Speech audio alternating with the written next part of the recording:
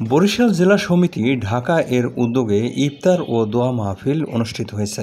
15ই March শনিবার বিকেলে রাজধানীর পুরানা পল্টন বায়তুল খায়ের ভবনে নিজস্ব অফিসে এ অনুষ্ঠানের আয়োজন করা হয়।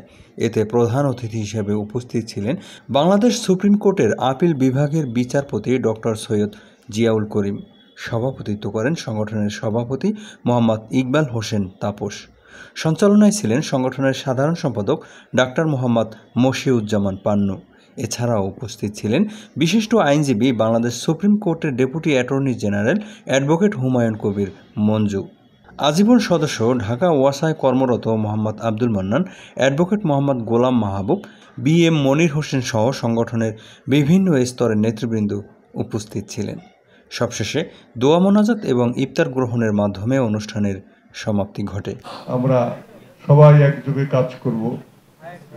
আমাদের মনে রাখতে হবে যে আমরা যারাই ঢাকাস্থ বরিশালবাসী, আমাদের মুখ্য উদ্দেশ্য কিন্তু একটাই, সর্বতভাবে বরিশালে উন্নয়ন ঘটানো।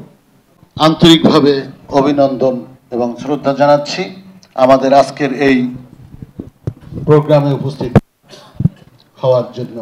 মাহে রমজান কিন্তু একটি ত্যাগের মাস। এই ত্যাগ বছরে একবার হয়, আর 11 মাস যাতে যেন আমরা এই ত্যাগের মহিমান্বিত হতে পারি। পবিত্র ইফতার মাহফিলে উপস্থিত হয়েছেন তাদেরকে জানাই আন্তরিক ধন্যবাদ। 1000 কোটি টাকা বরাদ্দ, তো এখন এগুলো বাস্তবায়ন যাতে দ্রুত হয় সেগুলো প্রচেষ্টা চালাতে হবে।